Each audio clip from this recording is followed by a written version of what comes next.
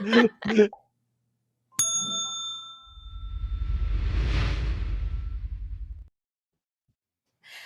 to you live from my apartment, it's Survivor 47 Talks Big Brother 27. And here's the girl who tried to go out to Fiji in incognito, only to find two Big Brother fans who knew exactly who she was. It's Aysha Welch. Hi, everybody.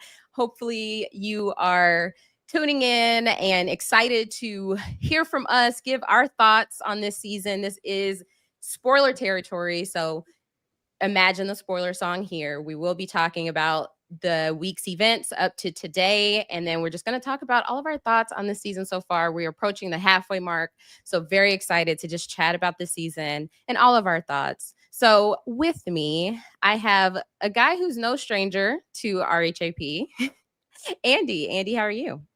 How's it going? I even got my patron nickname up on the YouTube here. But super excited to talk about Big Brother. I was lucky enough to check off a thing from my bucket list of being on a Terran update earlier this season. It was super cool. But yeah, I have loved Big Brother for a while, not as long as Survivor, but I fell in love with Survivor and then became an RHAP patron. And then all the RHAP patrons peer pressured me into getting into Big Brother. And I really, really, really did. Big Brother 21 was my first season. Which was quite an experience, but here's the good thing. Your first season, no matter how bad it is, you're going to love it because I mean, if you have the Big Brother, nothing to compare. Yeah. Got nothing to compare it to. And you just become super immersed in the whole live feeds experience. So I was lucky enough to do that. Went back and watched everything, watched all of Big Brother Canada. So yeah, Big Brother's got a special place in my heart, especially when it's good, but we'll talk about how 27 is. Exactly.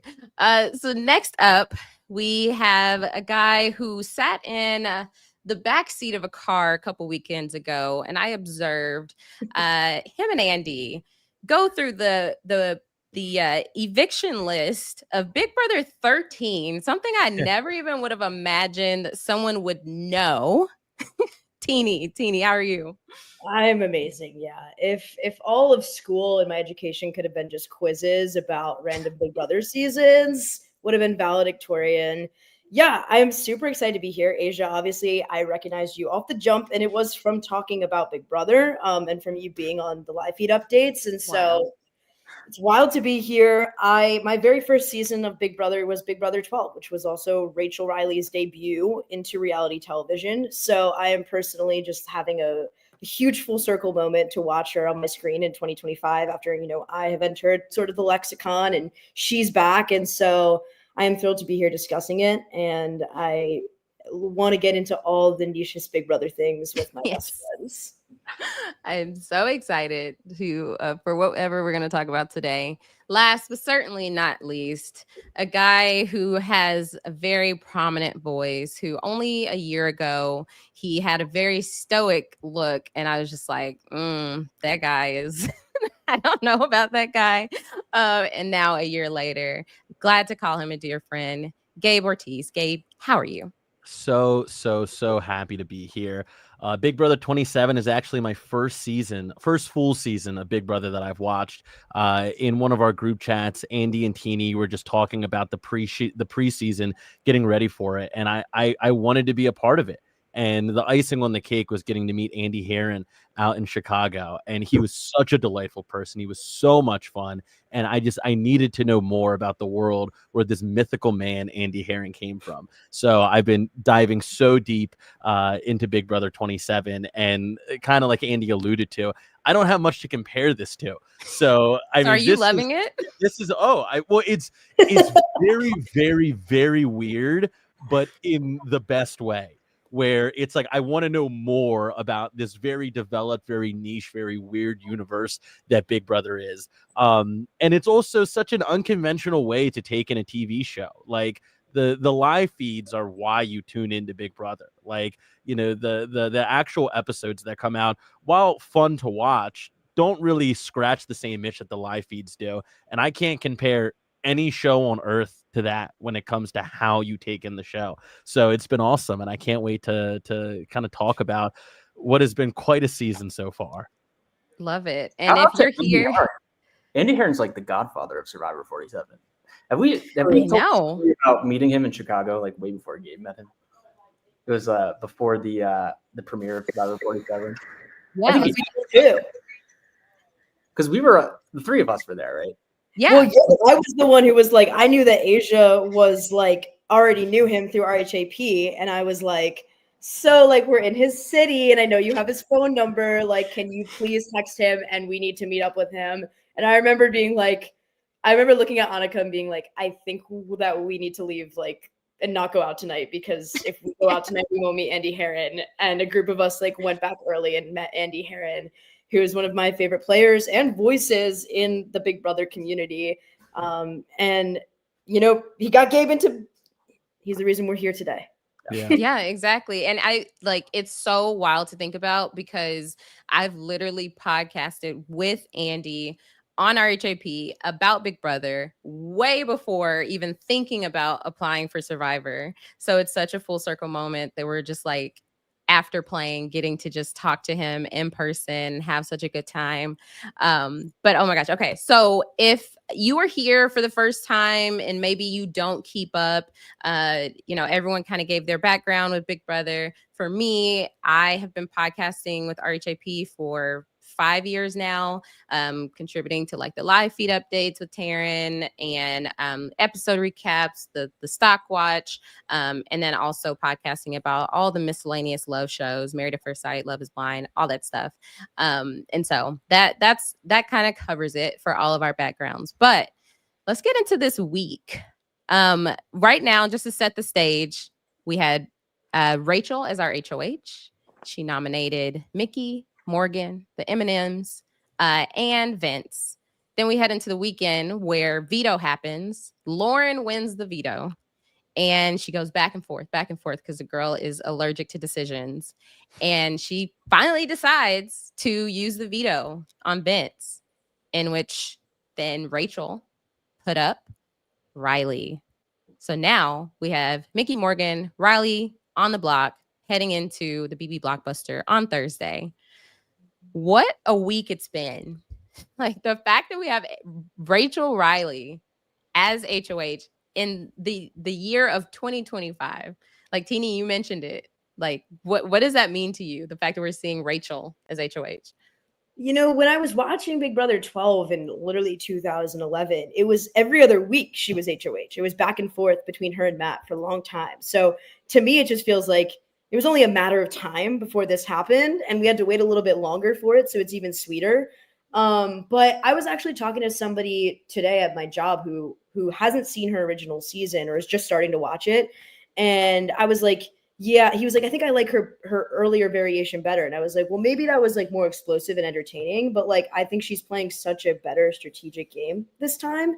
And I think that's, you know, proof in her HOH and her decisions that she's making and how she's handled all of the different conversations, including how she's handled Lauren this week. I would love to hear what you guys think about that. Well, yeah, I mean, this in a way is vintage Rachel Riley. I mean, she won HOH and she's made big moves with her nominations.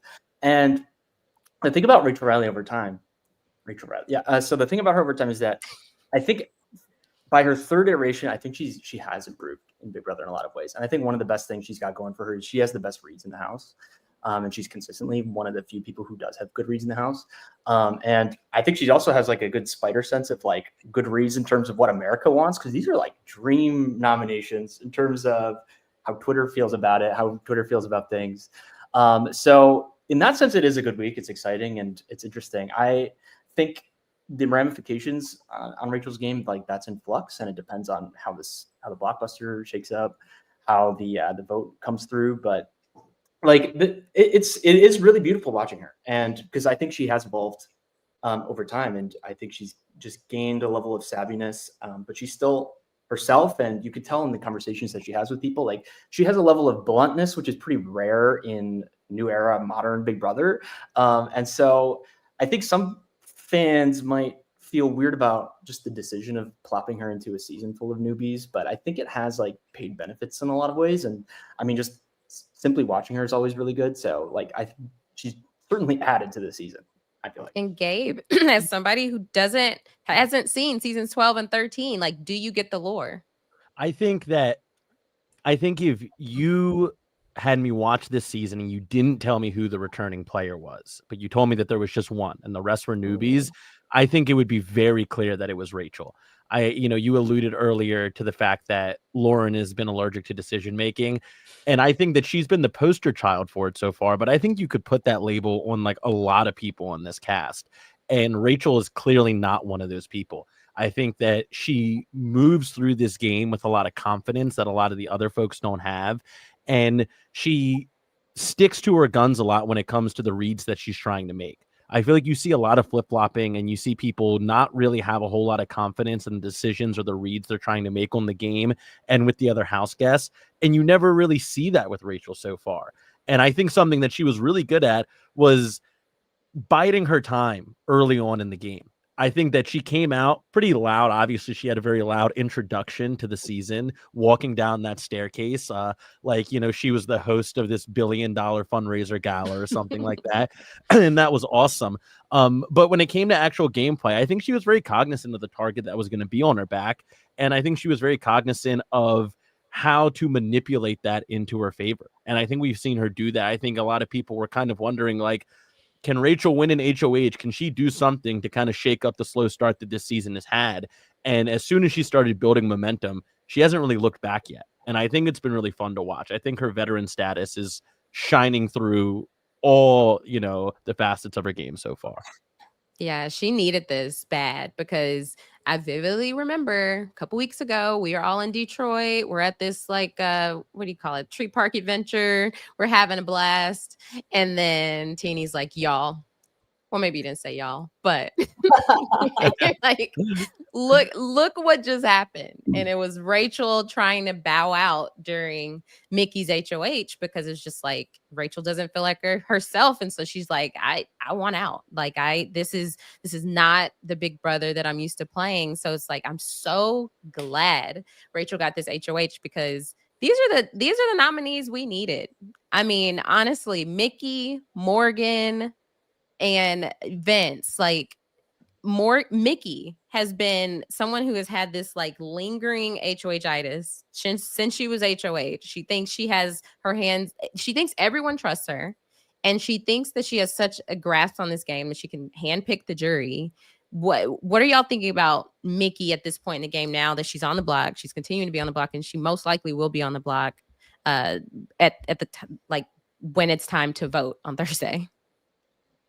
I think beyond just having a certain arrogance about her position in the game, she is completely deluded on what the viewers think about her. In fact, I think I saw that she had said, like, I bet you America hates Rachel. As long as they love me, it's fine. And it's like, oh, honey. Oh, girl. Right. So, yeah, I don't know. I think it's we were also all together when she decided to nominate Jimmy. And that was just as much of a shocking reaction because it really made no sense whatsoever. And so I think she's self-sabotaging. I think her attitude about her placement and position in the house is wrong. And it's sad to see because I think we also all had high hopes for her because she seemed in the beginning, in the first couple of weeks, like when she won HOH, we were all stoked. We were like, all right, somebody who's, on the side of the house that we, or at least I enjoy, who like has good reads on the game, and it's kind of deteriorating. And I think it's very possible she goes home this week. Yeah. You know how much I wanted to root for a Black woman with locks? Like that would have been my dream. And yeah. Has this been tough for you, Aysha, to kind of see this decline of Mickey's game so far? It's wild because I was just like, I was rooting for her. I was so excited. Like the moment feeds went down after, we find out that Riley had won HOH and we're like, oh my gosh, that means Mickey used her power. This is what she needed. Oh my gosh, this is great. And then just what has unfolded since then, how she's just like pushed away every ally at this point. Like before we started recording today, there was this Mickey exposed party of this new alliance that has formed. Y'all will find out about it tomorrow from Taryn, but sneak peek, there's this new judges alliance, which is Vince, Morgan, Rachel, Will, and Ashley. And those 5 have decided they want to look out for each other and keep Morgan this week. And it's like they've all bonded over the fact that Mickey has just betrayed them. Like Mickey is just lying to everybody. Mickey has just been doing way too much. I think that's what it's like they can sum it up to, is like she's just doing the absolute most, and they just can't have her in jury because it's what everyone's thinking about at this point. So it's just like, how was she able to get herself in that position? And the fact that people have continued to talk about things this week, it's kind of like, I don't know, Andy, like in the past, when people have just like, the target is so big, at this point, do you just not get rid of them? Because you're like, okay, now they have nobody. No one's going to trust them again. That's really interesting. All right, I've got a few things on my mind when we're talking about Mickey. Well, first of all, I want to like point out how cool it is to be a Big Brother super fan in a low-key way that it's hard for people to understand unless they're in it. But just the fact that we were together, we were on a trip, we're just like friends hanging out, but we're getting like live updates on our phone while we're like touching grass and living our life. Yeah. That brings us back into the house. And like, we have like a ton to talk about. It's so cool. And to Gabe's point, like it's just a media experience that just doesn't exist in any other form. So Big Brother, like in some ways it was like way ahead of its time when it came out. And when the US version came together, when it made changes to like, they'll put in the social strategy format into the Big Brother thing. But it's kind of like this Frankenstein accident, but it's like, that makes it such an addictive thing for Big Brother, for like reality TV. And so that's what I want to point out. Like I talk with people all the time about, why get into Big Brother? There's such a giant barrier of entry. But I just think, us all being on the other side of it, Gabe just got onto this side of things. It's like, it's just such a cool, unique viewing experience. So that's what I want to get that off my chest. But in terms of Mickey, I think what I think about with Mickey, I'm just a little bit more interested in maybe the meta perspective, where it's just like, I can't remember a house guest who's gone through this trajectory in terms of perception by the fans, especially the super fan community that we like take part in. People have made this comment in the house, and it rings very true to us, where people have described her as like having a new personality after she stole Riley's HOH. It's something that like I've been in the trenches in modern Big Brother. There have been players who've been loved, there's been players who've been hated, but I don't remember a downward spiral like this, just in terms of popularity throughout the course of the season. And I think it ties into how she's playing the game and the position she's found herself in game wise, but it's just interesting to look at from like many points of view, because to Teeny's point about some of the comments that Mickey makes, I feel like the number one thing to make yourself unpopular in Big Brother is bigotry, for sure. Number two is delusion, because that really feeds into how we experience Big Brother, like as viewers and people who are tapped into the live feeds in particular, where the thing about Mickey having these horrible reads about making assumptions about what America feels, how people feel about Rachel, how she's playing the game, how Mickey's playing the game. I feel like for me as a Big Brother super fan, like it's this familiar, weird kind of parasocial pattern where you feel like there's this dramatic irony where you just like get so frustrated that they don't know the truth, at least the truth in terms of how it's perceived by the fan community. I think Mickey has done a lot of things since stealing her HOH that's like tanked her socially with the house guests, and that's like aligned with how the fans have started to feel about her. But I think when you think about someone who's like tanked in popularity like that, I do think that's like one of the key attributes is sort of assumption about what America's thinking, what other people are thinking, and it's sort of like a delusion in that sense. But that's what I think about in terms of how she's gonna fare in the game. Sometimes people bottom out, and if they stay by some type of competition win, it can all reshuffle, but it's not looking great for her. Yeah, she really doesn't strike me as somebody who has recognized even the house's perception. Like, forget the audience's perception, the house's perception on her. And so even if she survives this week, she's going to continue to be Mickey. Whatever got in her water, whatever's in that Simply Lemonade juice that she got in her HOH basket is causing her to be this way. The Simply Lemonade that caused her to be on TMZ because she was drinking it straight out the bottle, but she's the only one drinking it. So that's why. But I will bring up something that is, I feel, unique and that I don't really remember having this much of like a prominence, which is this constant conversation about putting people on jury and the order in which that's happening. I just feel as though like nobody was talking about it the way in which these people are. And it's really strange to me. And I think one of the most satisfying scenes of Big Brother 27 to me was Rachel giving it to Morgan for being like, why do you guys think I'm just like, why do you guys think you can go around talking about how you're just going to put me in jury because I'll vote for you? It's the strangest, most backwards thing. It feels like, I don't know, on these shows, and obviously these people are not fans of Big Brother, but like I feel like rule number one about these things that everyone hears over and over again is just like, don't get too ahead of yourself. Or even if you feel mentally like you've got it made, or like you've got a clear path, like to vocalize that in such a confident way as like, I'm going to start thinking of the order. And it's one thing to like talk about, you know, with your alliance, who you want to go out in what order, but like the way they're talking about it and like, we're going to stack this jury so that they vote for us just feels so counterintuitive and like insane and preemptive. And it's strange that it's such a big theme of the season, I feel. What do you guys think about that? Yeah, and I think that's another testament to like her being the one veteran, her being the one returning on the season. The fact that like she not only has the perspective, but also B, like the wherewithal to step up and say, how do you think you guys, like, you think I don't see what you're doing, and you think you can just get away with it and I'm not going to do anything about this? Like, this isn't new to me. I know it's new to you guys, but this is my thing. This is what I do. And to think that you're going to outplay me or you're going to set me up to play this role in your game is so naive. And it shows how novice you are at what we're doing here right now.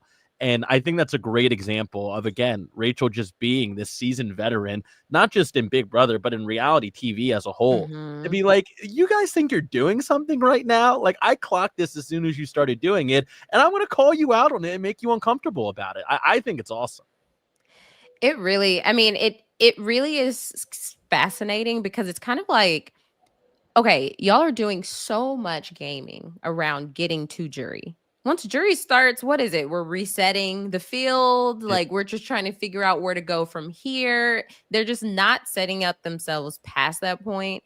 And it's just kind of like Rachel's in a different league. But how do you play with other people that way? Because something we're seeing this week that's really, you know, on the forefront on the feeds. I don't know if we're going to really get it on the episodes this week. I hope so. But it's her relationship with Keanu.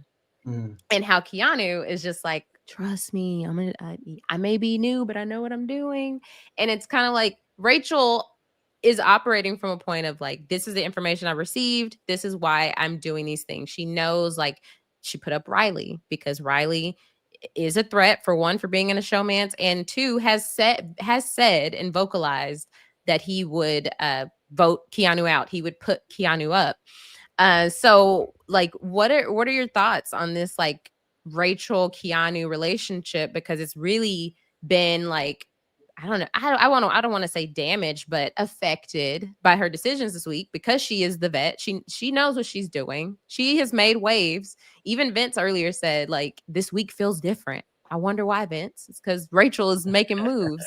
But like, how should Rachel navigate this Keanu relationship? It's really interesting. So first of all, I think it's really kind of like there's a sweetness to the dynamic between Rachel and Keanu, which I think a lot of people are responding really well to. I've definitely come around on Keanu just in terms of, like, I think he's like, I don't see anything wrong with him as a person, like, at all. I think he's like a cool guy. I think we could talk about his game sense and everything like that. But that's kind of what's the friction is between himself and Rachel. And first of all, the fact that, like, really he doesn't know this game. And I think that's such a massive thing to talk about with Big Brother 27 at large. And I want to get more into that. Just the fact that this cast, none of them are big fans of the show. Like, I wouldn't say any of them are big fans of the show, especially by the standards of kind of like people like we talk to a lot. And so, no, it's really, and then in terms of like certain talking points, like making sure like you have the right people on jury, like I think it's kind of this mimetic thing that happens in every house where like certain talking points like stick, kind of like in Big Brother 22. What was it, the Untouchables? Do you remember that? Like that there's like certain words that just would stick, and people just like heard that type of strategic talk and they would just pay it forward. Yeah,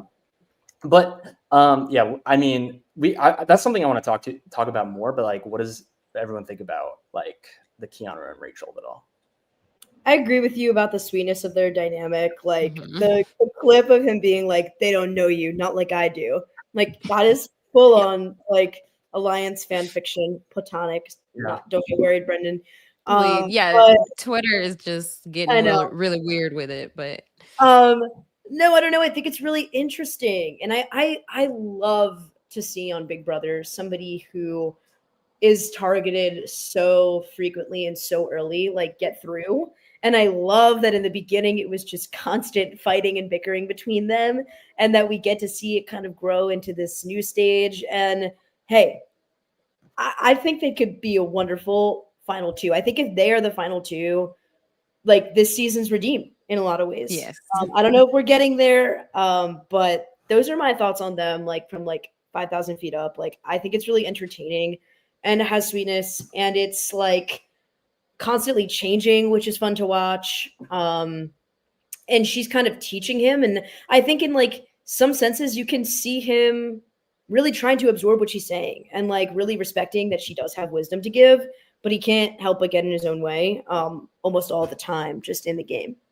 So I think that's fascinating. That's exactly what I was going to say, that I feel like that Rachel, I don't know if she planned on it being like this when she got casted on to this season of Big Brother, but I think she's kind of realized on the fly, like, I got to show these people the way. And I think that, you know, there's two sides of that coin. Obviously, people can become beneficiaries of that because they get better at the game, but also she can kind of mold these newbies games to her will and her desire. And I can set these people up to play in a way that's going to benefit me in the long run. And I think that a lot of people have been kind of put off by that. And I think Keanu is one of the few house guests that have actually, to Teeny's point, been very receptive to that coaching, for lack of a better term. And I think that has shown itself in a lot of ways. I think that Keanu has had the most evolution as a Big Brother player and the mind of a Big Brother player and just a social strategist of anybody on the season. When this show started, Keanu was the poster child for just being this completely in his own world, socially, strategically, as delulu as you could possibly be. And now we're seeing clips of Keanu come out where he's talking to Lauren, who, you know, Lauren's every decision seems to be motivated by how can I get the least amount of backlash? And often that results in making no decision at all.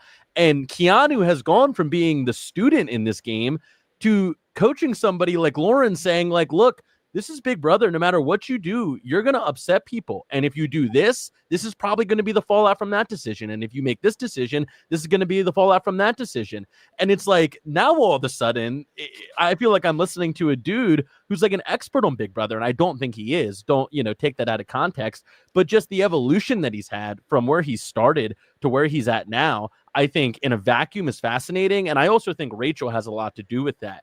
And it's kind of this like Mr. Miyagi Karate Kid relationship that I think has been awesome to watch. And it's like I would almost love to watch like Keanu Rachel camera where it's just that relationship evolving and like it could be its own story over the course of this season. But I think it's been super fun to watch. It's maybe been my favorite relationship of the season so far has been Rachel and Keanu. He had a moment this past week, I think, where he was saying at the beginning of this game, I would spend 15 hours a day by myself because nobody wanted to spend time with him because people thought he was annoying because he was living in his own world. And I'm sure, you know, you take that with a grain of salt. It's Keanu saying it. But now he's kind of come into this position where he's like, I think people want to hear what Keanu has to say.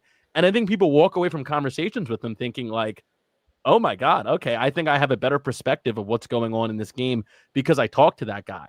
And it's so funny to me that the subject of that example is Keanu. Like, who would have thought the first week of this episode, this first week of this season, that we'd be saying it about this guy? I think it's hilarious, but it's also awesome. Yeah, well, I need him to stay until the end because I mean, I think the greatest strength that Keanu has is that he just has the ability to like keep his composure and stand on business, and then just say a really good one-liner under pressure where everyone else, even Rachel Riley is a legend in this game, but she's like infamously bad at coming up with something quick under pressure to like help herself.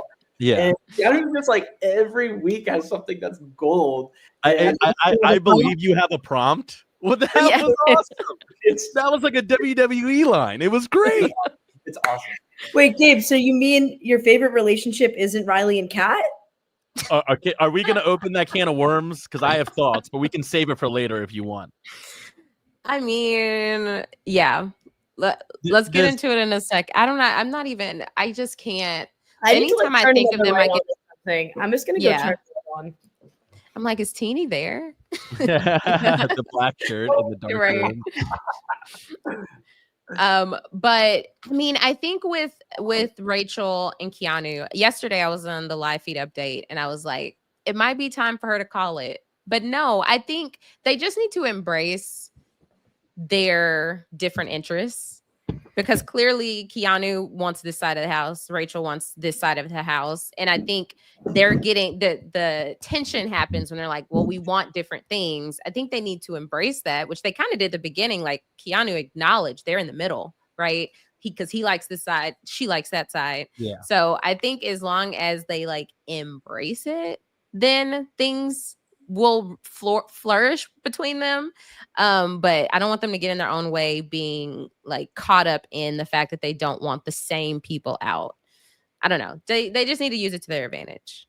But yeah, and I think that's something that Rachel is going to have to be like the motivator on. I think she's going to have to be the one to realize that, because I can see a world where Keanu starts to build this momentum and this relationship with Rachel starts to strengthen, and he kind of gets into his own head, as we've seen him do many times. And he's like, this is the path forward. And I think Rachel might have to kind of ebb a little bit to his flow to keep that going, because I think this has the potential to be the strongest relationship over the course of the season. Like, I don't think anybody will be particularly shocked if this season ends and we're like, the most meaningful duo of BB27 was Rachel and Keanu, regardless of if either one of them win. I do just wish that he could at certain times accept the role of teacher to, or student to her teacher. yes, accept Yeah. it. Use her as a means of kind of developing some game sense, which I do believe he lacks. And Rachel, even though she's not in the best spot in the house socially or strategically, like, she's definitely, through her experience, definitely has a really, really much higher read on the game than anyone else. If I could see him meet her halfway and start to kind of like learn the ebb and flow of Big Brother through her, then I mean, that could the potential to have to be an amazing storyline. It really does. But he is like, again, he's like everyone else in this house, like, has no idea about the history of Big Brother, anything. Yeah. Vince was our super fan proxy, and what did he admit this week? He didn't even watch either Big Brother 10 or Big Brother 14, which is sacrilegious. Like, how are you a super fan and you don't know the ancient texts? Like, it's really bad. Can we talk about that for just a brief second? Yes. Because I take serious issue with the fact that they don't know anything about Big Brother. It truly, like, it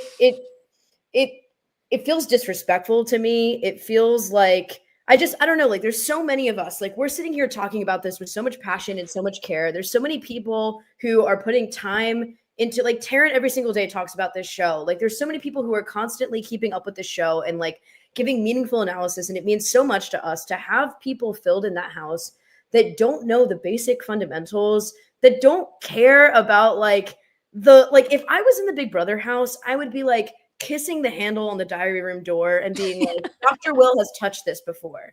And I get that there's extremes and there's a scale to it, but like, it genuinely boggles my mind how you could sign up for something like this, as extreme as this. And also, like, and they don't even know that there's people out there like us who are talking about it to know how stupid that they're coming across. And that's what pisses me off.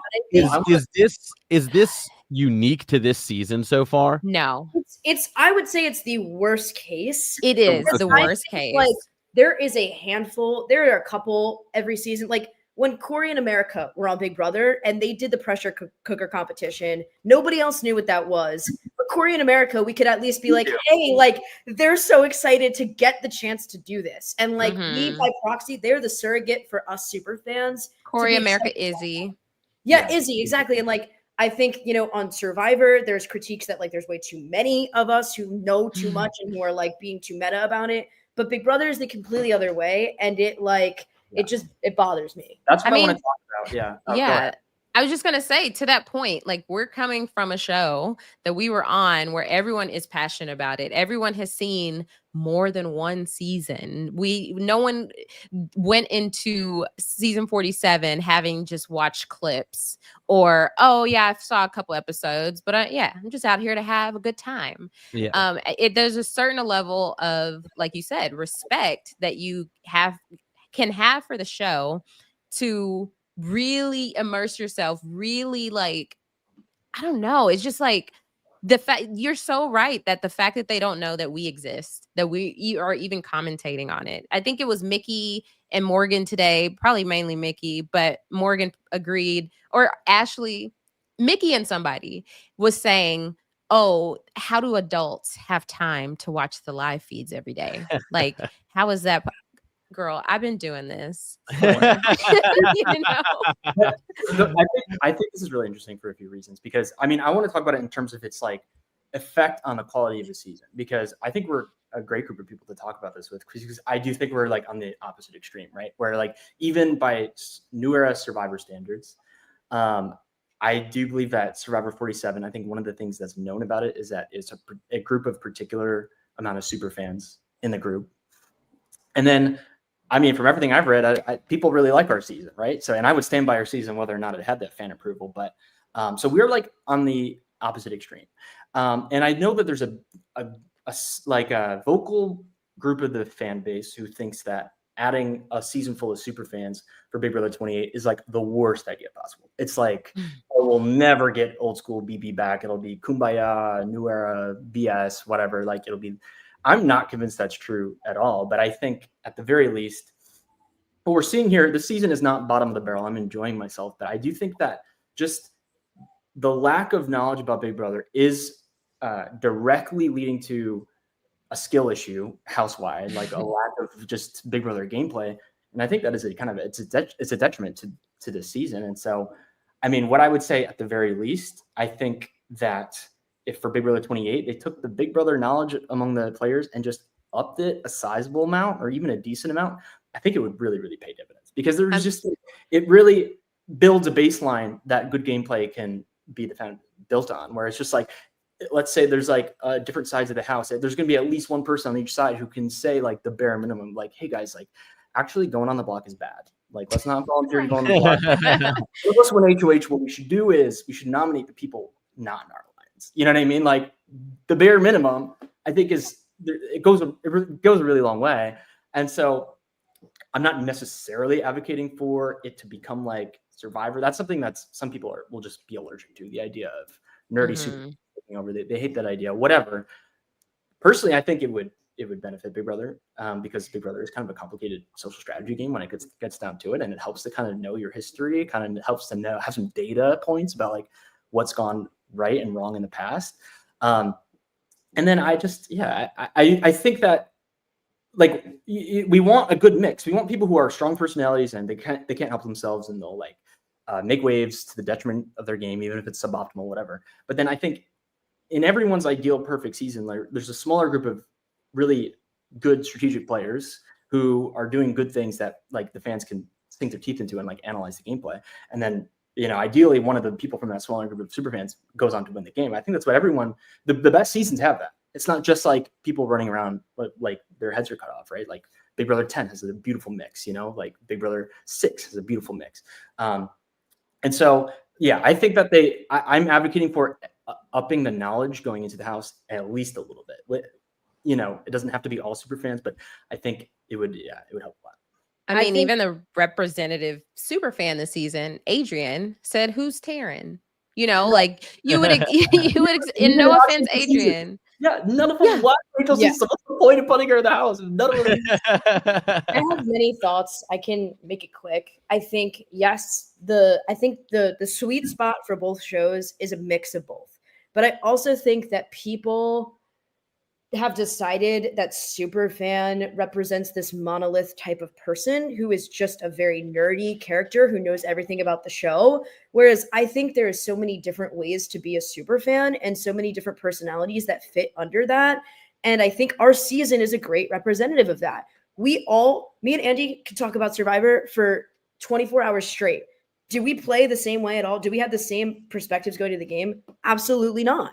Like, I think you can find people who have seen the show and who understand what has come before them and maybe take to something other than like, I want to be like Dan Giesling and like make these massive moves. Like, I think if you've seen the show, and I've talked about this with Gabe too, like you have more of a knowledge base of who you even want to model your game after. And that doesn't have to be the same three people or the same three types of role. The more that you've seen, the more like self-efficacy you have to know I can play in this different way and put my own flair on it. And I think that that's what it needs to be. And of course, like the grass is always greener. Like on Survivor, my hot take was that I think there should be more people who have never seen the show before. So I'm being a bit hypocritical, but I think both things would benefit from mixing in both. And I think, like you said, Andy, like we are, not only is it frustrating to like, I can't imagine how Rachel feels, you know, like she is a part of the canon of Big Brother and she is in there with people who literally don't know what she's talking about when she talks about her husband that she met on the show.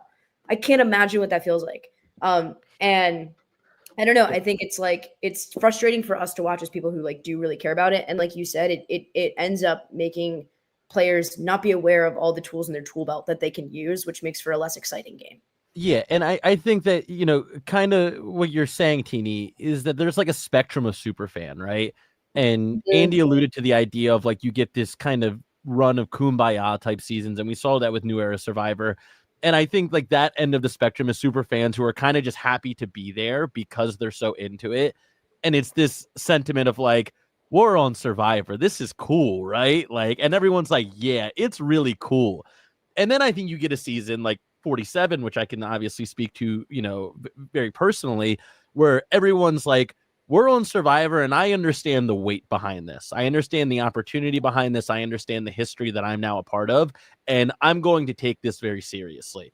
And I think that that's kind of the two sides of the superfan coin. And it's very difficult, I think, when you're going through casting to tell what kind of superfan somebody's going to be when you cast them, which is why I want to give some grace to the people that cast these shows. But I think you don't need to hit on a lot of those 47 type of superfans to create the kind of atmosphere and gameplay that we're talking about. I think you only need like 2 or 3. And if you can get 2 or 3 on a season, they're going to push the season and the cast in a direction that leads to very exciting gameplay. And, you know, I don't like using the word respectful, but leads, you know, to a type of season that pays homage to all of the great seasons that came before it. And I think the only way that you can truly keep that from happening is if you do what we saw with this season, where you don't cast any of them. Where you have a bunch of people that don't really understand the history of the show, don't really understand the culture of the show, don't understand the strategy of the show. And you get people doing things that just don't really make a lot of sense. And for me watching, even somebody who, again, this is my first full season I've watched from the beginning and have really thrown myself into the live feeds, like it all feels very disjointed. I don't feel like there's a lot of cohesion week to week where like somebody made this move and this domino fell and now we're watching this happen because of it. It's like somebody did something kind of weird and out of place, like volunteered to be on the block or is nominating their alliance members to be on the block. And then it's like you get a week later and everyone kind of forgets that happened and we're starting back on a blank page again. And it feels like this memory wipe happens every single week that makes it not necessarily difficult to watch, but there doesn't feel like there's a cohesive narrative going throughout this season so far. And I think it's because everyone's kind of figuring this out as they go, which can be fun sometimes, but when everybody's doing that, it gets a little tough. Yeah, it's kind of like if like what Rachel is dealing with is kind of like Big Brother 25 if there were no Izzy, no Corey. Like you had 2 types of people there. They knew who Cirie Fields was, and you had Izzy who was so excited about it, and Corey like, "Oh, okay, I know who Cirie Fields is, so I know I need to beware of her." And so it's kind of weird because it's like there should be at least one person that's like, oh my gosh, Rachel, I know I get it. Like, I know who you are. I don't have to ask you, is it Brendan or Brennan like Keanu did? But, you know, it's not there's like you said, Teeny, there's a sweet spot because you have Taylor Hill, you know, who did her homework. You have Kirby from the Australian Survivor, who just like, those people prepare and have a certain level of respect for the show to be like, hey, I know that there are people out there that exist, so I'm actually going to do my homework to prepare and to like, so that people can put some respect on my name and know that I am doing what I need to do to show that, like, there are a lot of people that really wanted to be here and a lot of people that really respect this experience in this game. And so it's interesting because they're probably going to look back on the season and say, wow, there are a lot of people watching Big Brother 27. We did something right here. Yeah, you know, right, like, because it is entertaining. You know, it's just not a season people are going to look back on and be like, that's where you go to look for strategy. It's like, no, that's where you go to see a guy who had a power to save himself and decided not to. And well, the thing about Taylor Hill that's great is, like, I just feel like she had Big Brother superfan DNA, and she just hadn't found Big Brother until she got cast. It's just like, well, it's great, and it's a testament to the fact that there are so many resources out here in modern day. Like, you could pretty much act and talk like a superfan after like a week of research if you were so inclined. A lot of the people they cast just don't, you know, feel the need to do that, which is one thing. But I also think that superfans, the strategy is one thing, it's a big thing. But also, like, if you're a superfan, you love Big Brother, you have reverence for all parts of Big Brother. Like, you love Dan's funeral, but you love Keisha's birthday. You know what I mean? And so, like, I do think that's just like another point to say, like, I think they should at least have 2 or 3 superfans in there because all it takes is one person to know the specifics of Rachel Riley's reputation, and it'll just go throughout the house, and people will kind of like at least have a baseline level of understanding that doesn't come from Rachel's mouth herself, which, I mean, it does a lot. And again, in terms of like certain talking points that stick, like if at least a few people kind of know the basics of the game, it can kind of like have this effect where everyone else, even their people that they're like on a different side of or whatever, can get up to speed more quickly because they are hearing certain fundamentals, and someone who is not a big fan going in can pick it up more quickly if you're in a house like that. Yeah, there people are out there, and it's not like us. Like, I don't know. Like, I just watch, like, in terms of super fans who could deliver. Like, I don't know. Like, I've seen like some seasons of Sequester. Like, Jacob Jones would walk in and be a modern Big Brother freaking legend. Like, exactly, easily. There are people out there. Like, they're out there. Exactly. Yeah, it's funny because, like, I mean, we're saying super fan, but everyone clearly has a different definition. And so I think with Survivor, it can be a variety of things. Like, oh, you've seen 30 plus seasons, or you can name all the winners, or, you know, there's certain levels of like, okay, that checks out. I feel like with Big Brother, it's simple. If you don't watch the feeds, you can't be a super fan. Yeah. If you don't know who Taryn is, you're probably not a super fan. Like, Yeah. you know, and I don't even say that, you know, to like big up Taryn, even though, you know, he's certainly worthy of that. But it's just like, that is your cross the threshold of like, I really care about this. And I think the easiest door to walk through to cross that threshold is to tune in to like the RHAP live feed updates, like, you know, because I'm not watching all the live feeds all day long, but I do care about what's happening on them. And I like, that's where I would put my personal barrier of like Big Brother super fan, whatever it may be, as you classify it. Can we discuss Riley and Catherine? Please. I find their relationship to be deeply, deeply disturbing. Now, there are some people, because of that, do you think he deserves to be on the block? Well, so there are some people who are saying that he should be like, that production should step in and boot him out the house. Absolutely not. That is ridiculous. Some people low-key being her family. Right. Well, yes. And I on a philosophical level, I do not agree with that. But I do find the relationship deeply disturbing. I hope he goes home. A, because I don't like watching him on my TV screen, but also B, because I want to see how Catherine is going to react and evolve from that, or potentially devolve from that. And again, look, I could be totally wrong. I'm just someone that's tuning in to the live feeds. I'm watching the episode. Like, I know that I'm not getting the full story. What I am seeing is Catherine becoming increasingly isolated from the rest of the group by Riley. And I see this very awkward relationship that they have where Catherine will say something like, "How are the eggs coming along?" And Riley will pick his head up and go, "I'm going to marry you when we get out of this house." And it is so weird and so disturbing and so unsettling. And she'll be like, "Yeah, I'm kind of hungry." Yeah. And Riley will be like, with the straightest face, "I'm not joking right now. I'm so serious. I am going to marry you when I get out of this house." And she'll be like, "Yeah, yeah, yeah." And then she'll get up and walk away, and he'll be like, "Where are you going? Come back here. Give me a kiss before you walk away." And it is so weird. And for a while, I was under the impression that Catherine was like, this is kind of the only foothold I have in this game. Probably I am a little bit into this guy. So, like, I'll just lean into this, but it'll be at this kind of arm's length. Like, I'm not going to say, like, oh, we are going to get married, blah, blah, blah. And then just a few days ago, he brings up the idea that he might go home, and Catherine starts crying. And I was like, where did this come from? I never in a million years thought that would be her reaction. And I'm wondering, is she more into this than we're seeing on the feeds and in the episodes?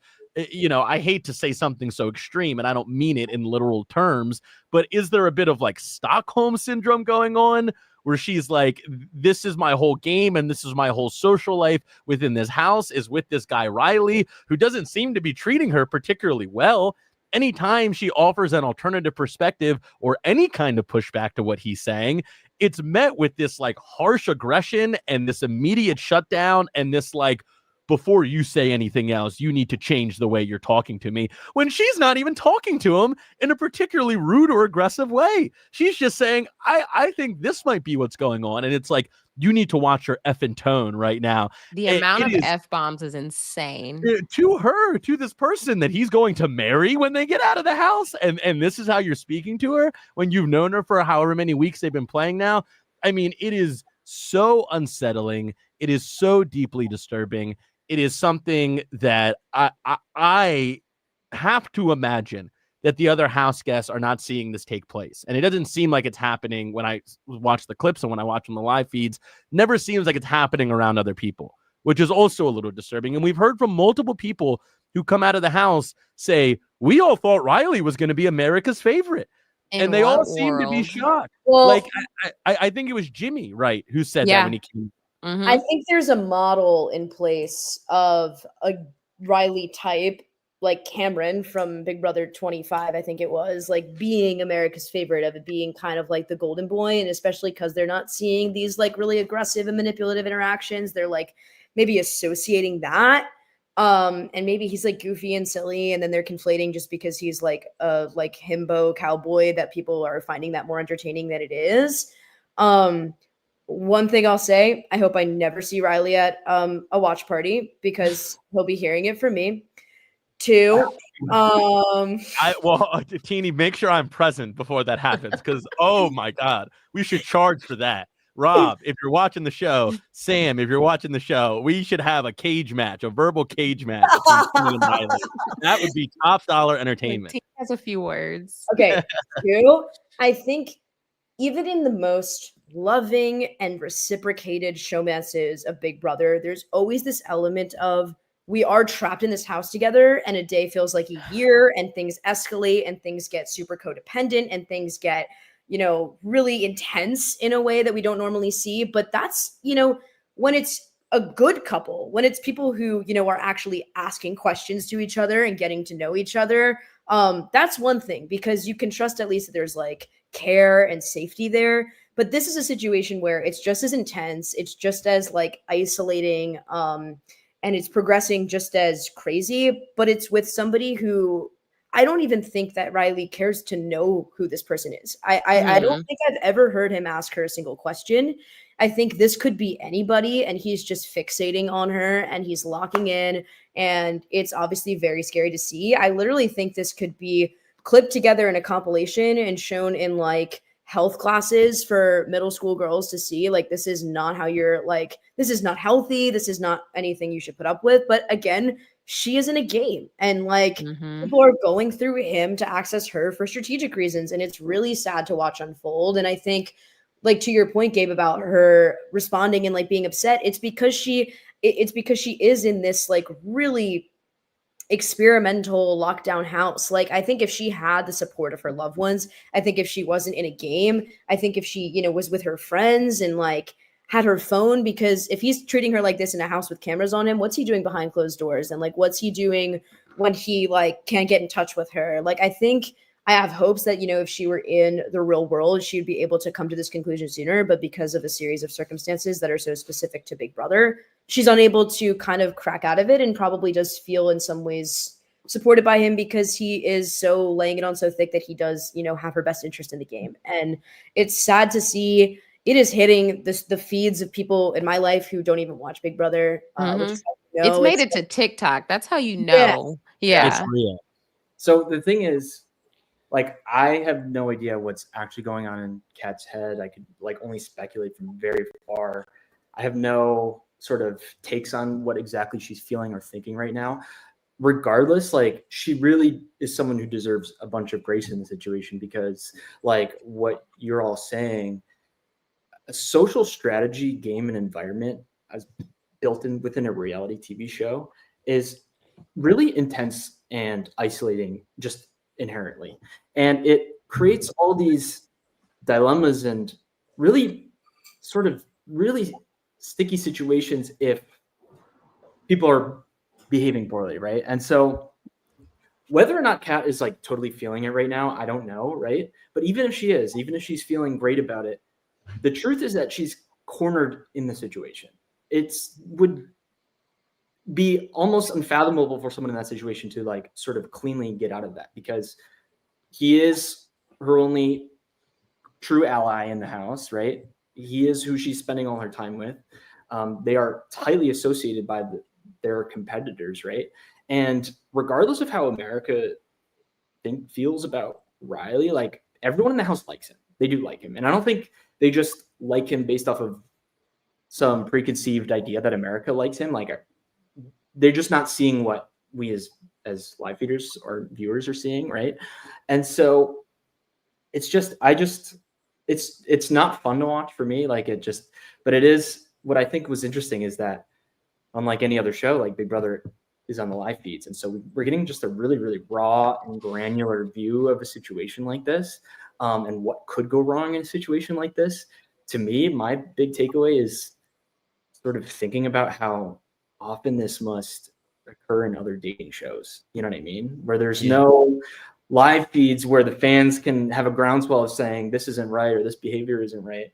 In all these other dating shows, they are similarly isolated. Like, they don't have their phones, they don't have their families, they're just sort of trapped in that environment.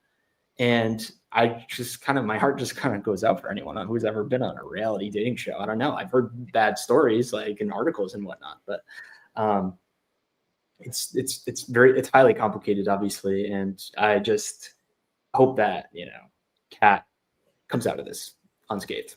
Because how does she break up with him? You know, and in her mind, right, she can't break up with him. He's still in the house. She already knows his behavior. Like, I don't think she would ever be transparent about it in the diary room at this point, because now she kind of like, you know, we've gotten to see, they've created this narrative on the episodes that it's this flourishing showmance. But then on the feeds, we see like, oh, her talking to Ava, and Ava's like, and this is this week, saying, oh, are y'all boyfriend, girlfriend? She's like, no, like, we don't have labels. Meanwhile, you have him saying, you know, like you said, Gabe, I'm going to marry you. So they obviously have, it's only in those subtle moments that you see that they have these such different views of their relationship, especially him like wanting to sleep in the same bed as her and having to beg her day after day after day, to now, you know, it is occurring more frequently of them sleeping in the same bed, and it is occurring more frequently of them kissing. And so it's like, she's like, they're 40 days in, which in Big Brother terms is a few months, you know? And so she's kind of fallen into this like false sense of like, wait, I do have feelings for him. He's all I know. He's showing me this like loyalty and affection. And so it's kind of like, well, now, like, why not reciprocate in a situation where it's like she can't get out of, and it's, it's in Teeny, like you mentioned, her family saying, oh, she's going to be fine when she gets home. Like, we have contacted the people and she will be fine. Shows us like this is not even the type of like relationship that they are used to her being in. And so it's just really, it's so uncomfortable every time watching them and him getting mad. She's talking to people for too long and that she's leaving him waiting. And it's just like, I feel like we got to see glimpses of what a post Riley Catherine would be, like getting to have conversations, having the right read about Lauren not using the veto, and him being the one to bulldoze and change Lauren's mind about it. It's just like, it's so frustrating because she's going to look back on this post experience and be like, how could I have played if I did not have him? Yeah. Like, yeah. How much better would my experience have been? Because we all know that's what it's going to be. There's no world where this is like, oh, they live happily ever after. Oh, certainly not. And something that I think we've all kind of touched on that I want to like explicitly talk about is when you're on these kinds of shows, and I can only speak to Survivor, which I think is the most extreme example of what I'm about to talk about, that you watch the shows when you're at home, but you forget that, and this is a bit of a cliche, people are living on these shows. Like, this is a 7 days a week, 24 hours a day until you get kicked off or until you make it to the end and you win. And so you have to, no pun intended, find a way to survive through that. And people develop these routines and they develop these coping mechanisms, whether they're doing it consciously or subconsciously. Some people use humor. Some people, are very emotional. Some people put up this wall and kind of shut down their emotion. There's, a litany of different things that we could point to and examples that we could cite. And I think it's very clear to me that Catherine's coping mechanism for dealing with the homesickness, for dealing with the isolation, for dealing with just the general weirdness that comes with living in the Big Brother house and constantly being on camera is this relationship that she's developed with this guy. And, whether she actually has genuine feelings for him or not, that routine is so critical to getting through every single day. I wake up in the morning. I see if Riley's out of bed yet. Oh, he is out of bed. Okay, let me go find him. Oh, he's not out of bed. Let me go wake him up. And being able to do that just kind of helps you burn through the hours that you have to spend there. And it becomes very comfortable. It becomes very routine. And like that is a coping mechanism for dealing with the struggles of being on a show like Big Brother. And like that's what I see this from. That's the perspective that I see this from. And what gets worrying is when the lines get blurred between like what's just getting me through this and what my real life and my real emotions are. And I worry a little bit that she may be kind of crossing over to like, and I didn't think this until I saw her bawling her eyes out at the thought that Riley might leave, where all of us at home are like, no, that's everything that you need to happen. Like, no. And I see her crying her eyes out. And that's where I'm like, and I hope that I'm wrong about this, but it's like, she might be kind of buying into this herself now. Mm-hmm. And it might also be, whether she realizes it or not, she's not mourning the idea or grieving over the idea that Riley's going to leave. She's grieving over the idea of like, I have to start back at square one if this guy were to leave. I have to develop a new routine. I have to find a new confidant in the house. I have to develop a new personality outside of this guy. And that is a daunting thing to think about, whether it is for the best or not. And so, we'll see how this shakes out. But it is just, again, so disturbing to watch. She appears to be so isolated in the house socially. She seems to be worried about everything she does because of how this guy's going to perceive it. And it is very tough to watch. And it's kind of like, it's not fun bad anymore. It's kind of just bad. Yeah, it's turned into like something to do when there's nothing to do.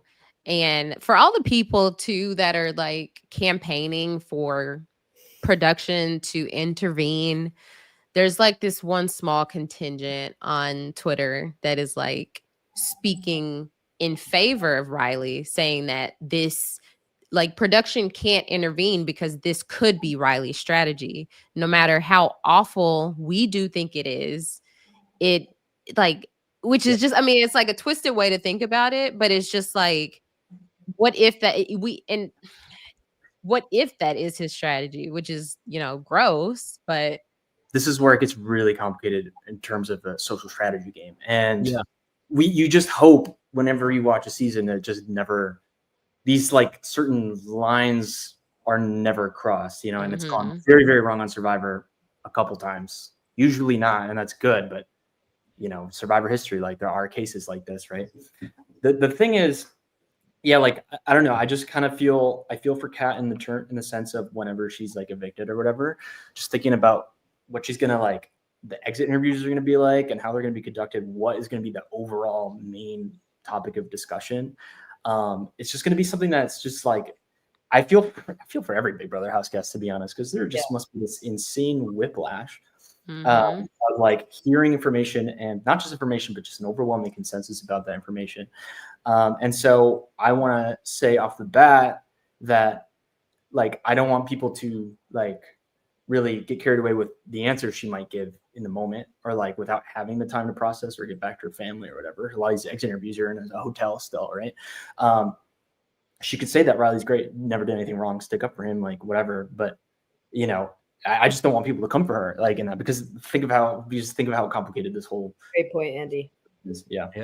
Yeah, she's in isolation and is going to have to, even if he were to be evicted this week, she's still going to be processing missing him, trying to get revenge for his eviction. And so coming out, there's just going to be this whole wave in time it's going to take to not just unlearn what she's been feeling and experiencing, but learning the new information, the life that he has outside of the Big Brother house. Sure.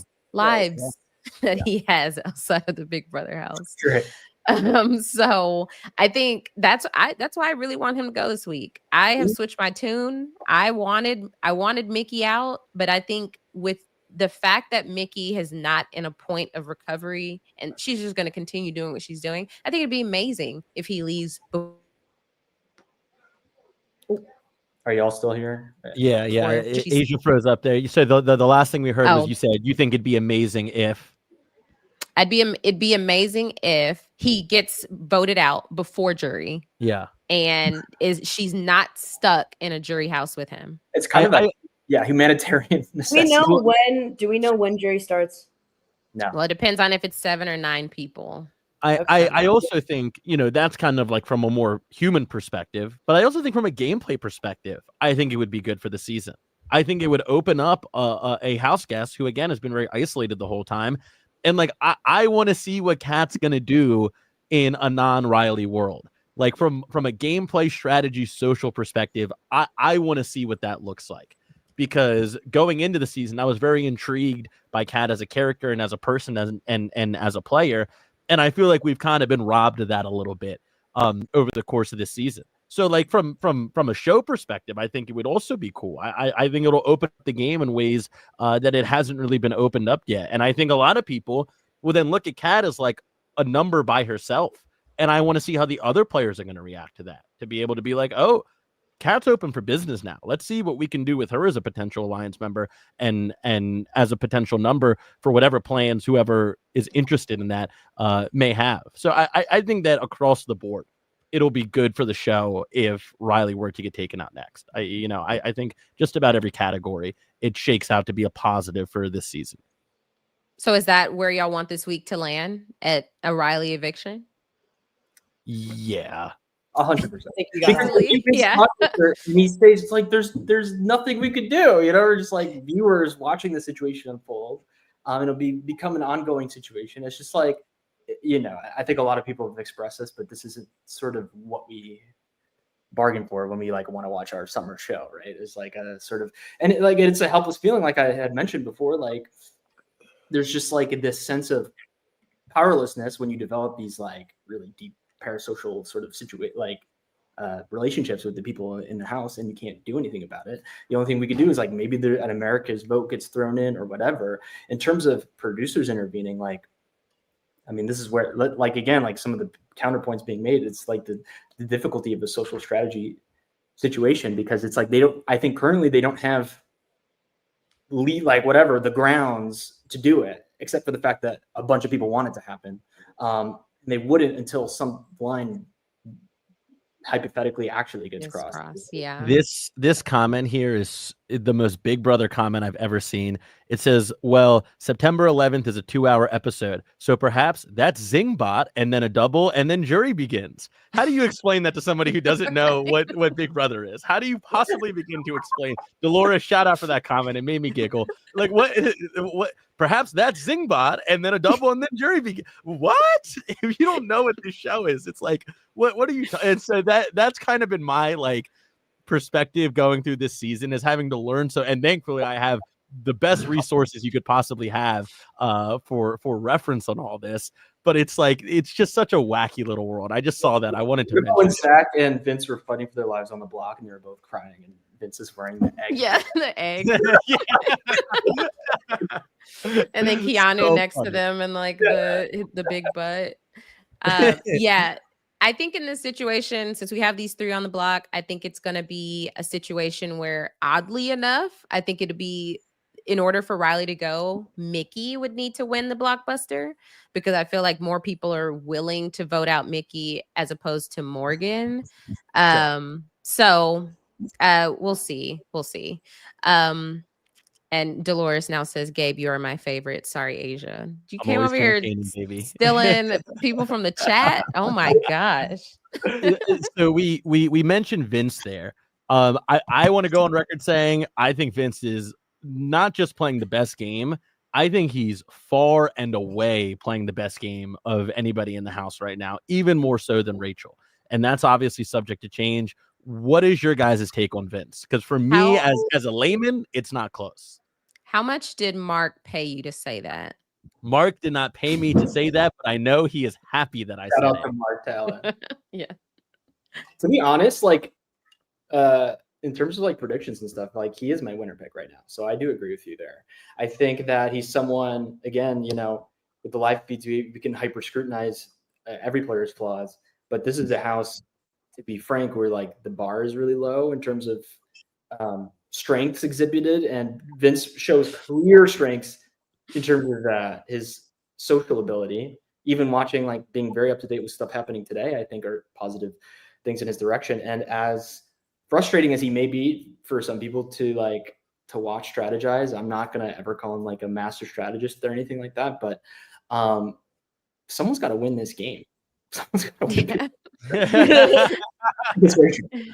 I think the biggest thing with Vince is continuing to stretch himself too thin, because I think when he reached the point of like, I have to pick a side, I have to roll with that side. But the fact that people continue to create new quote unquote alliances and continue to include him right now, he has a solidified alliance with every person in the house, with the exception of like Ava and Keanu. No, even Keanu thinks that he has something solid with Vince. So I think it's and even Ava, everyone in the house. So I think it's tough, because if people start comparing notes like they've done with Mickey, I think it'll take a lot to get there, and people aren't showing signs of just like the most amazing reads. I think if Vince continues to stay on top of his conversations, who he's aligned with and who he actually wants to stick with, I think I think he for sure can make it to the end.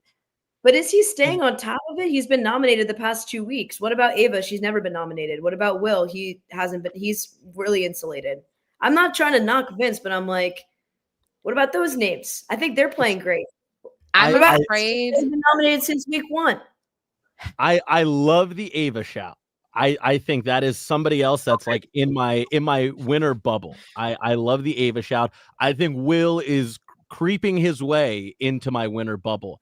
But when I just look at the game that all 3 of them are playing, I think that Vince has been the most active of everybody. Like, would it be fair to call Vince a rat floater? Is that an accurate description? Andy, you taught me that term. So tell me if that's true or not.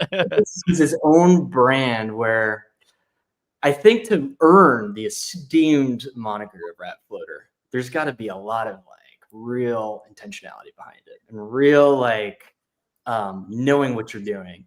I'm not gonna like go the other way and say Vince is like totally incompetent or whatever. I think he's got very clear strengths, but I think when he finds himself in alliances, I think it's just that. Like I think he is this likable guy that's likable in such a way that people keep, pulling him in. And he has touched the block, but I think this is the kind of situation where this might be his last time touching the block in a while. The veto was huge, which is something is another testament to him. As far as I love Ava, I never turned on Ava. I never dissed Ava. She was people were coming for like a 4-day period. No, I love Ava. I think she's great. I think she's like a true original. My worry, and Ava has won a comp, but I guess my worry more so for Will, who I also like, and he's really refreshing in terms of his archetype, but I do feel like he's the exact kind of guy or exact kind of player who's going to get 3rd or 4th place because comp ability is going to become more and more of a premium in the end game, and I think he's going to make it there, but I think that's where he's gonna stop. So I would, though I do like a lot of the things he does and says. My fear with Ava and Will I think they may reach a point of being easier people to throw up on the block because of what people like, the fear of who's going to win veto. And so I'm afraid they may stumble themselves in a position where like, oh, they're on the block. And then the other people are being more active in terms of, conversations and like convincing people that they want to stay. Maybe if it's like a Ava, Will, and Lauren situation, I could see Lauren going because she's not going to be more active than them. But yeah, I that's my fear for them in like the immediate future. If they can get past like, I don't know how many doubles there will be, but they get past 1 double, whatever is happening on September 11th. I think that would be great for them. But we'll see. I also am rooting for Ashley. I love Ashley. Has not got enough recognition on this podcast thus far. Yes. I don't think I've said her name yet. No, let's be positive. I like a lot of these people. I think they're really entertaining. I think they're actually one of them. That's another. Yeah, dude. That's what. Go ahead, Teeny. I was gonna say like the season is not going, I think, the way that we all want it to go in many different ways. But I also think that like if the past 2 HOHs were not Rachel and Ava, we could be sitting in a whole lot worse of a situation. Oh my gosh. Yeah. And like, that's a great shout. Definitely agree. I think Teeny's lagging maybe, but okay. Yeah. Am I lagging? I can't tell if I'm lagging or not. Can you guys hear me clearly? Like, is this coming out at the same speed? Yeah, we can hear you clearly. Your picture's just a little behind. Okay. So can I speak? Yes. And then it's okay if my photos, if it's lagging. Yeah.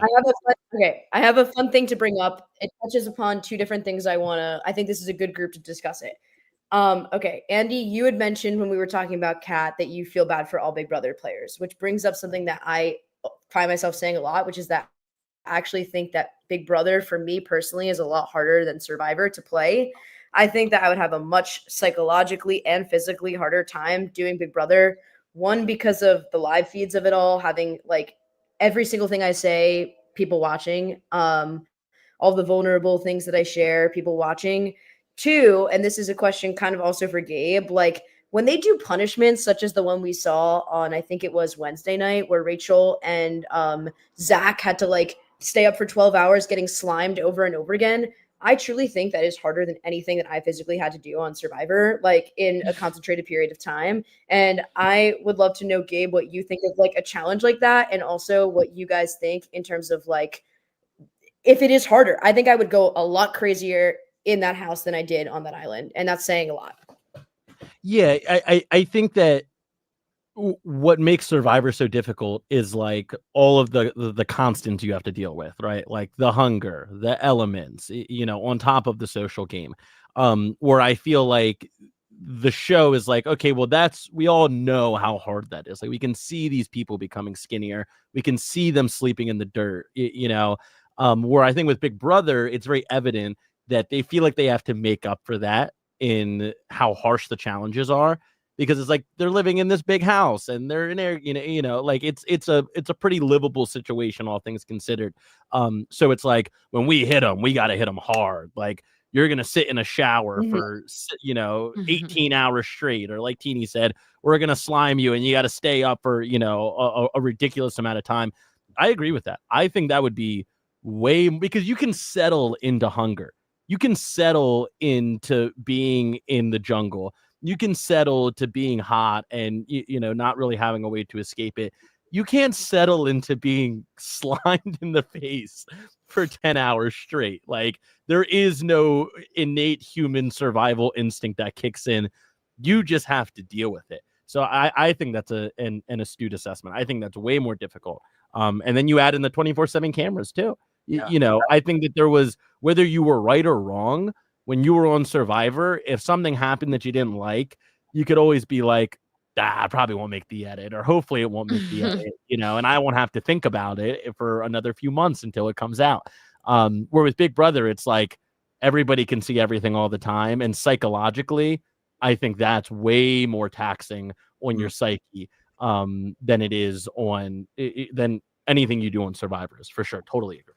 So, okay, yeah, I think they're both hard. Psychologically, I was on Survivor, right? And I knew they were making the edit, but anyways, I think they're both hard, but truthfully, I think Big Brother is extremely difficult.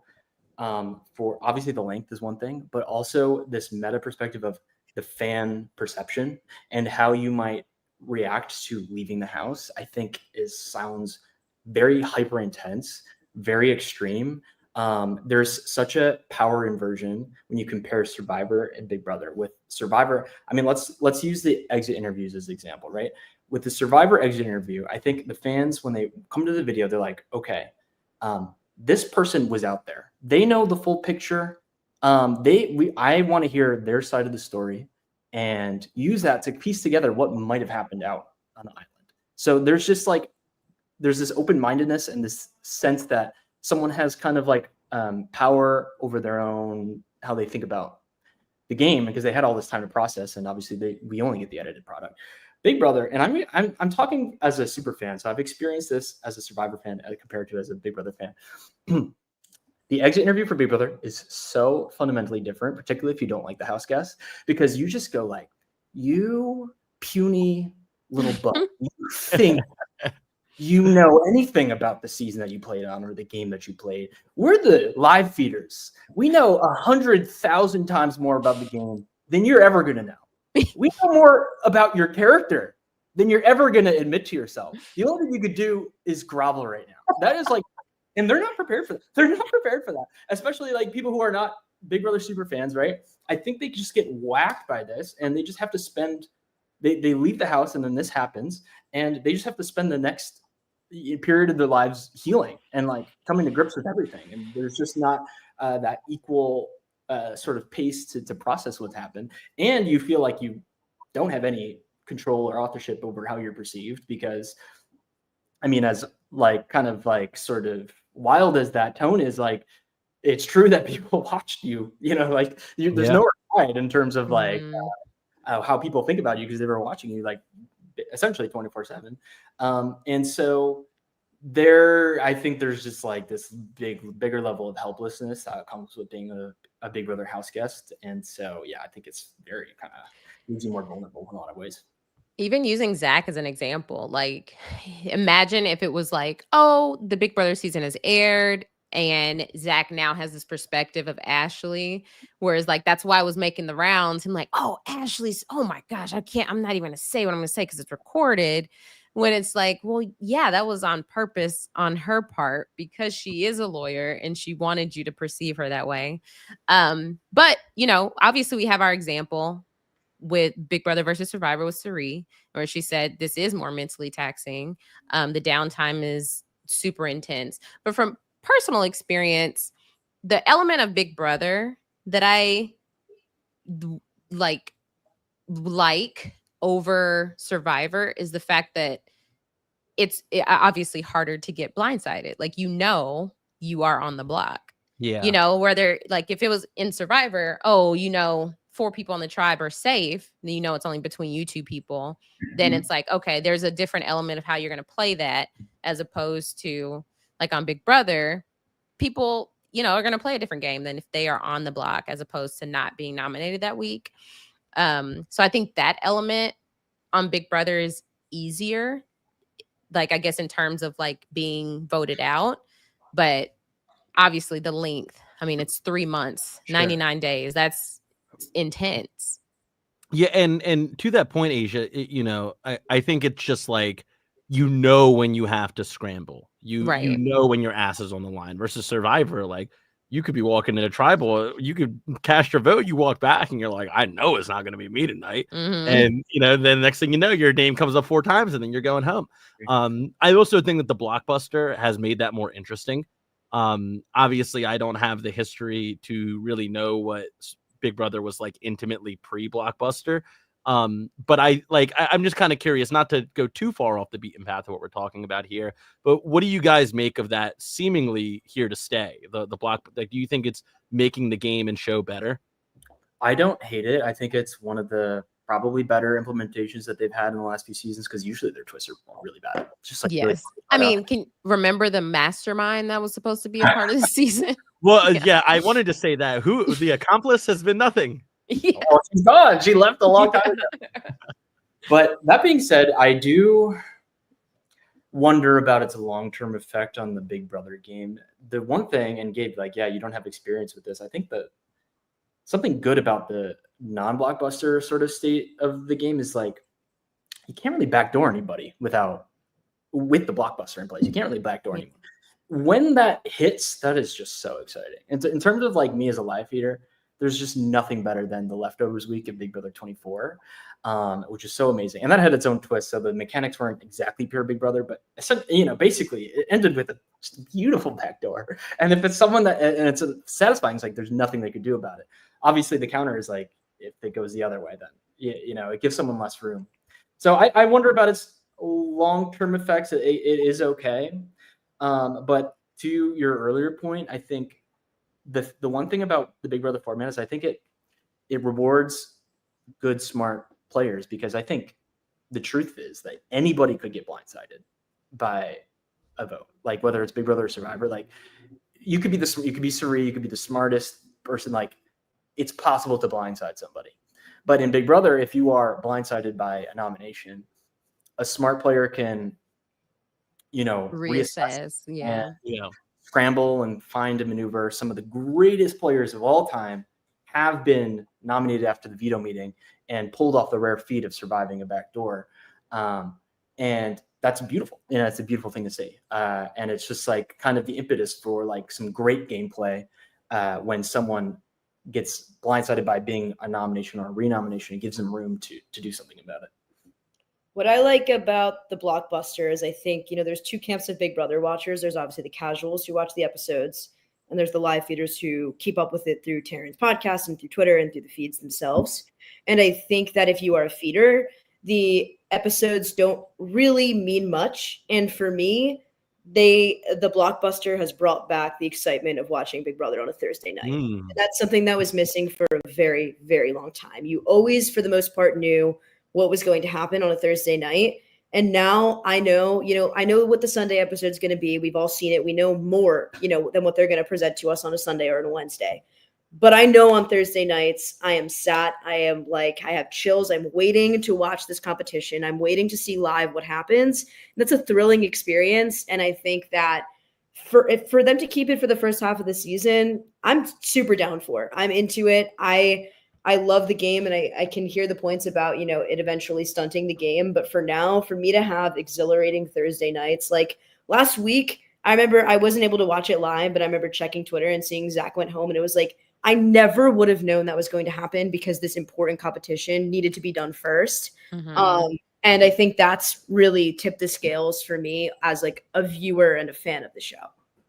The only thing that I miss, which I guess we'll get in the second half of the season, is on Thursday, in place of the blockbuster, you get to know who the next HOH is. Like, because they're doing this blockbuster, they cannot do the HOH comp during the Thursday episode. And that's what sets the tone heading into that next week. And so I love ending the episode with a HOH comp.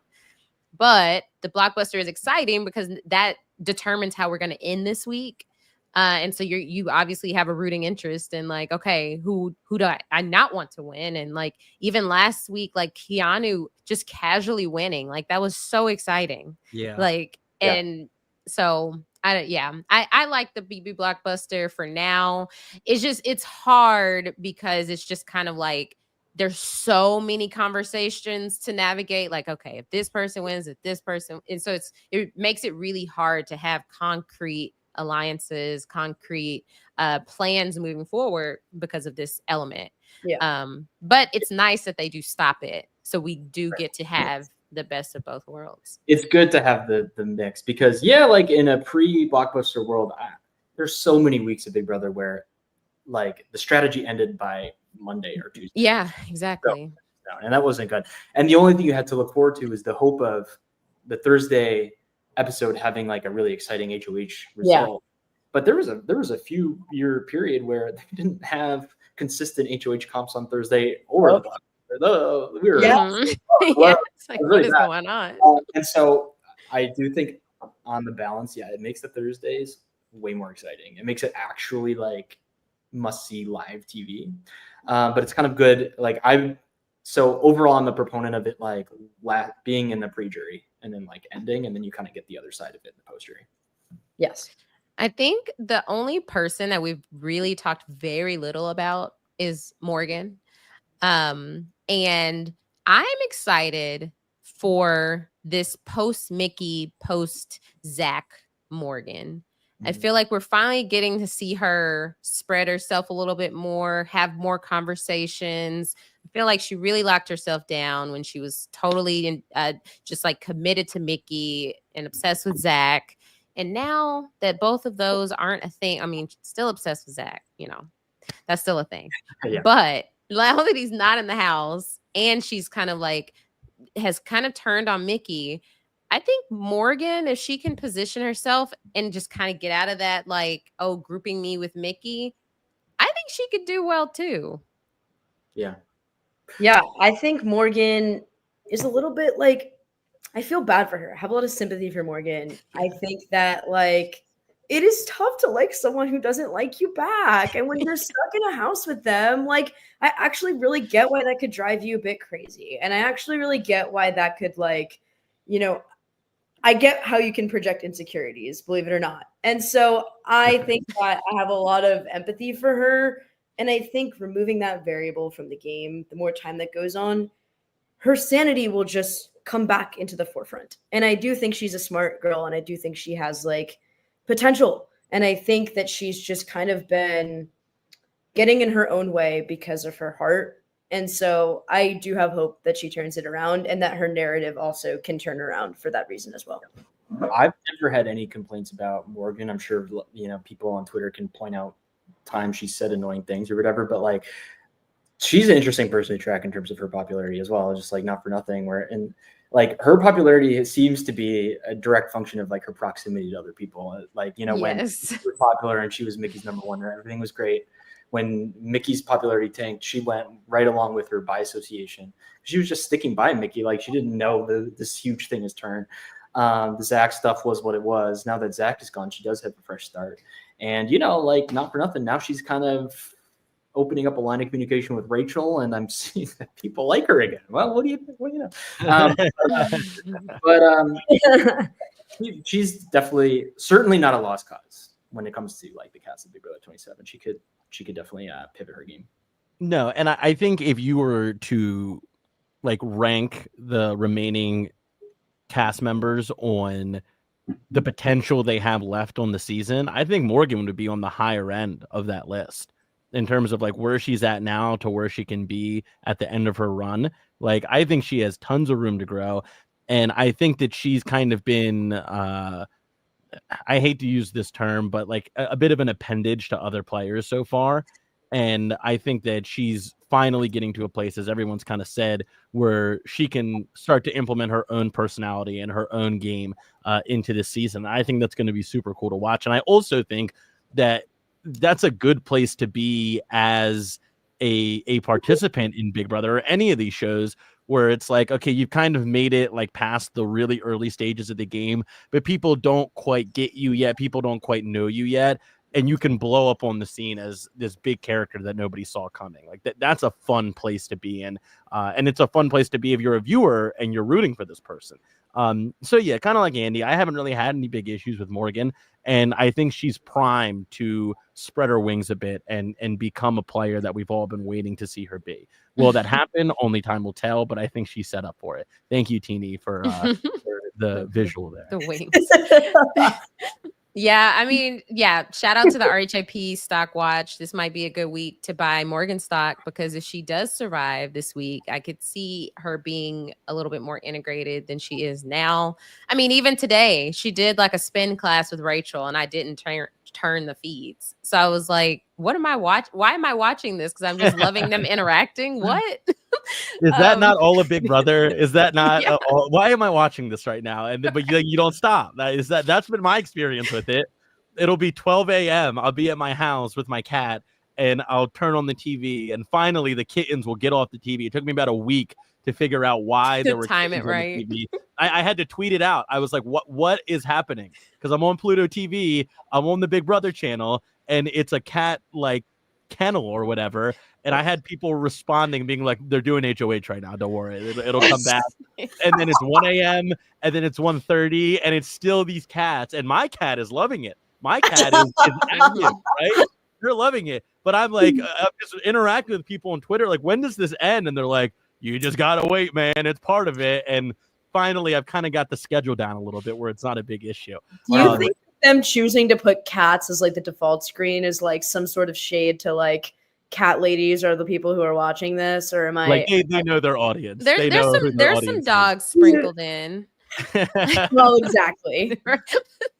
It used to be an something old else dog back in the lady. day. It was like just a picture of the house or something. So they changed it to, as long as I've been watching, it's been pets. Someone I thought it used to be fish. It was fish for a while. It used to be the fish tank that's in the Well, they house, but they still don't cut have a the fish fish on tank live TV. anymore. On live TV, they do cut. Remember when it was? This is a deep cut, but do you guys remember when they had guinea pigs in Big Brother 9?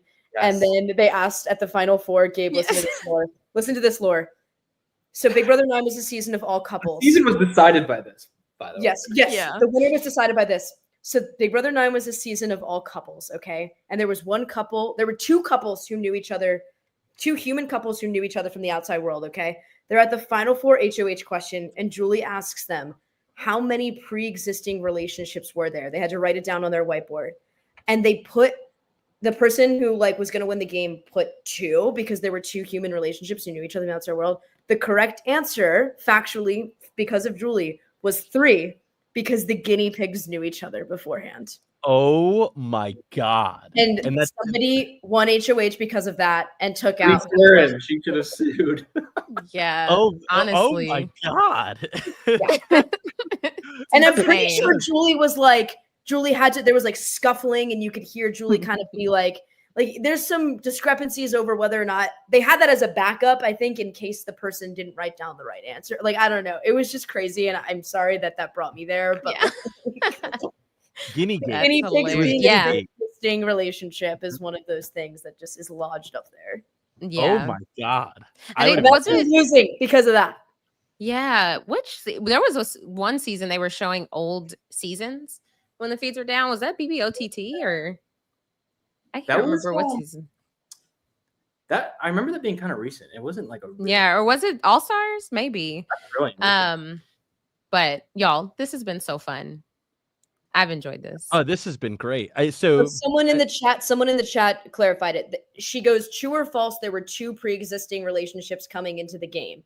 And it's false. all of the cast knew that there were 2 people, real people that they lived with who knew each other. And somebody wrote false, and they would have gotten it wrong because obviously that's not right. But then because The guinea The pigs. guinea pigs. Yeah, that's insane. So I think we should do predictions. I want to hear what everyone's winner bubble is right now. Like who are the players that exist in the bubble of people that you think can win as of right now? And your bubble can change over the course of the season. But I mean, we can start with Teeny. Who's in your bubble right now? People you think have a legit shot to go win. It can be any amount. You guys know that for me, it's not about who could, and it's about who I want. Well, hey, it's your bubble. It's your bubble. You do whatever you want. It's your bubble. Ava and Will and Ashley and Rachel. That's my bubble. Ava, Will, Ashley, Rachel. Okay. Andy? Yeah. I think well, the thing about this season is that the bubble I think is pretty big because in a season with really good game players, they're the whole field. You know what I mean? They're taking up all the win equity. This season doesn't really have that, so it's kind of was something good about this season. I think virtually all of them could win. Like I can like picture it in my head. Some people are more likely than others. Just my top winner picks, I guess. Vince, like I mentioned. Listen, I'm not counting Rachel Riley out. I'm not counting her out. All she needs to do is because I think she's touching the block next week, probably, unless something changes. She can pull out a veto or a blockbuster. I believe in her. So, and now I'm totally bought in on this Rachel Keanu final two. So yeah. Give me Vince, Rachel, Keanu, and throw in Ava. I love Ava. Yeah, we can get rid of Riley this week. I think that'll really pull in Keanu to Rachel, and I think you can start trusting her because for some reason Riley is this blind spot. I'm going to say my bubble is Rachel, Keanu, Vince, Ashley, Will, and I'm just going to throw in Lauren. Interesting. Wow. Someone who also hasn't gotten a lot of conversation on this pod, but snuck in there at the very end there into Aysha's bubble. Very interesting. Right. What would her be for her to win Big Brother 27? Say it again. Win. That's a good question. What would you say, Andy? What would her final speech be like? Oh, that would be fascinating. That would be fascinating. So I think I would go right now. Vince, Ava, Keanu.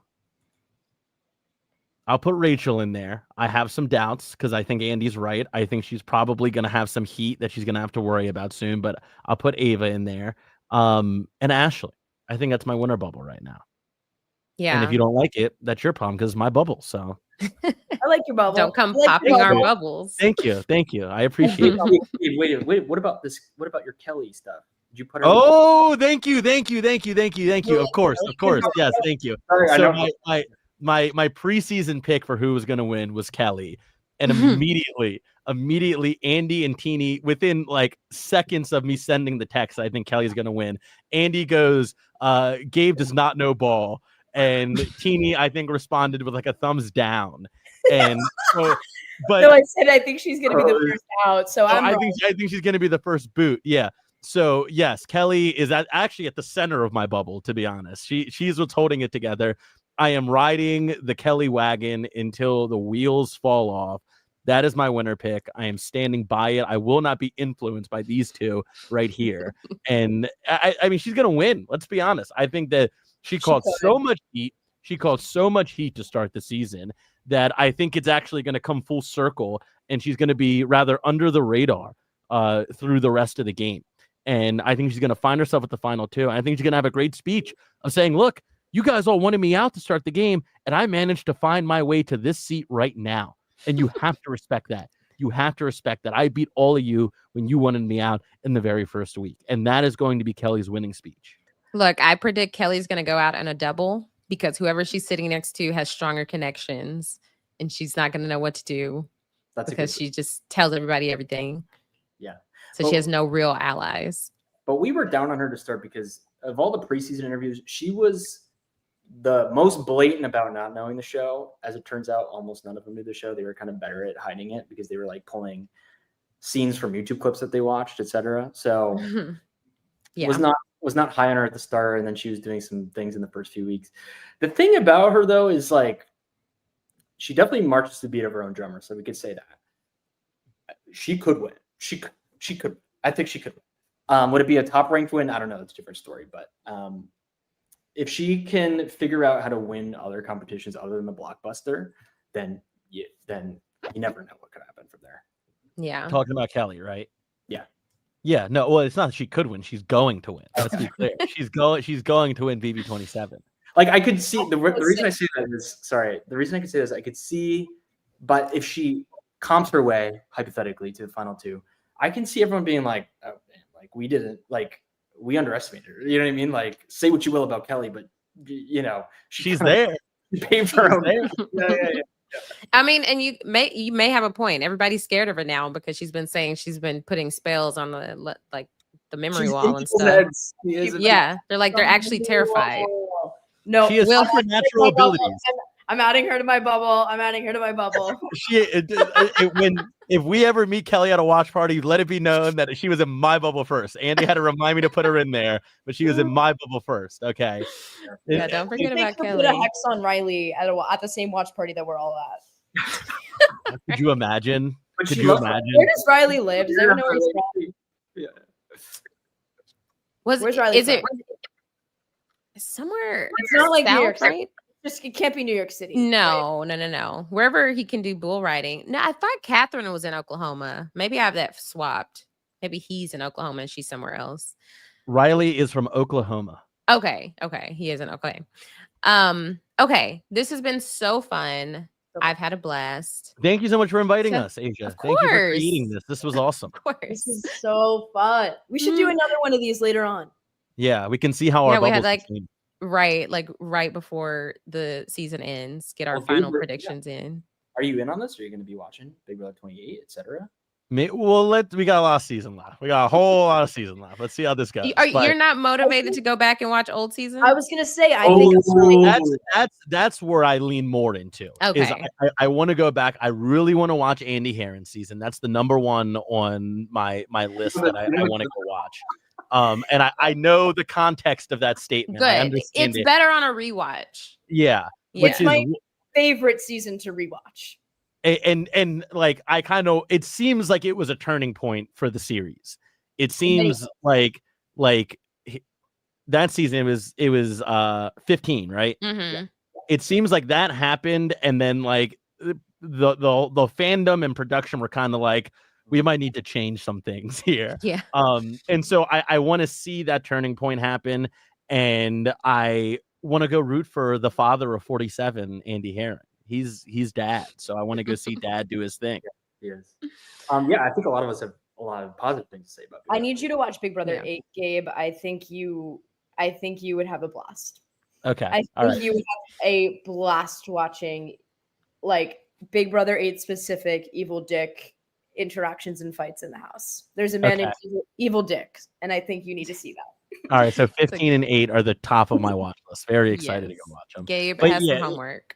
I hope that the only thing that keeps me from being like, I'm definitely going to watch BB28 is that like I was hoping to see some more like social strategy this season.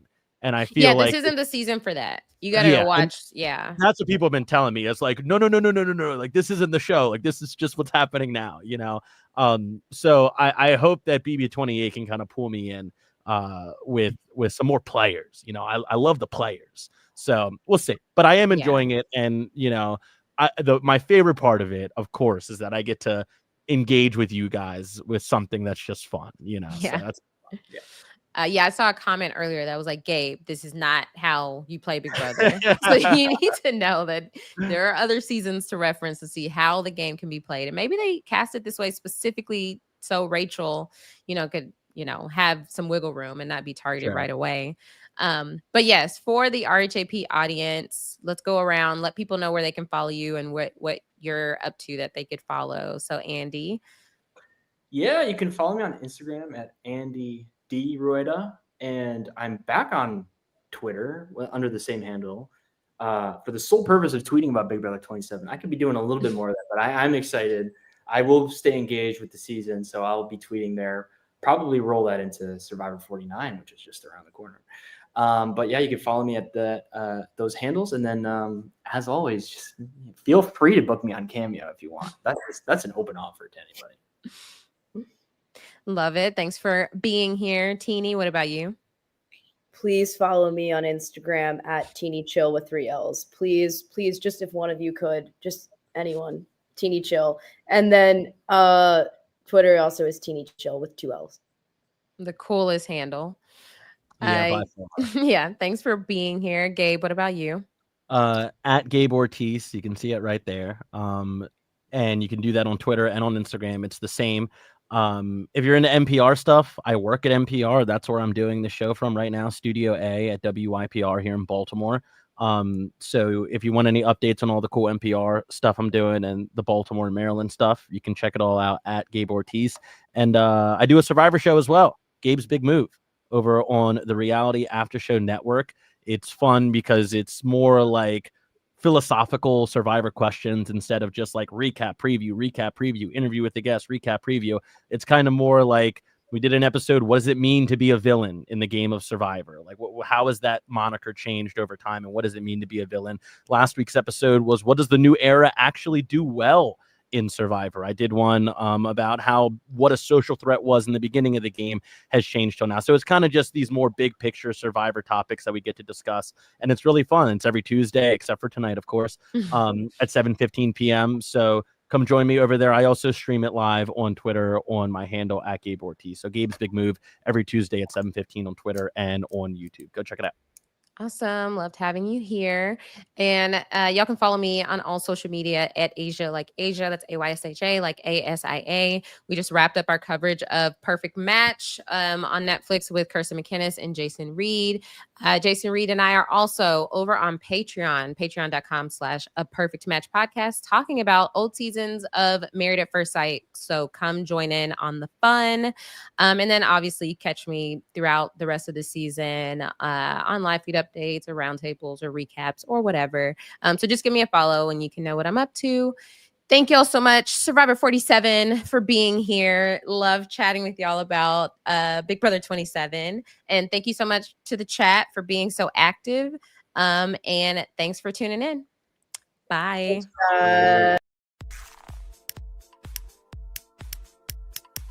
This is RHAP. We know reality TV.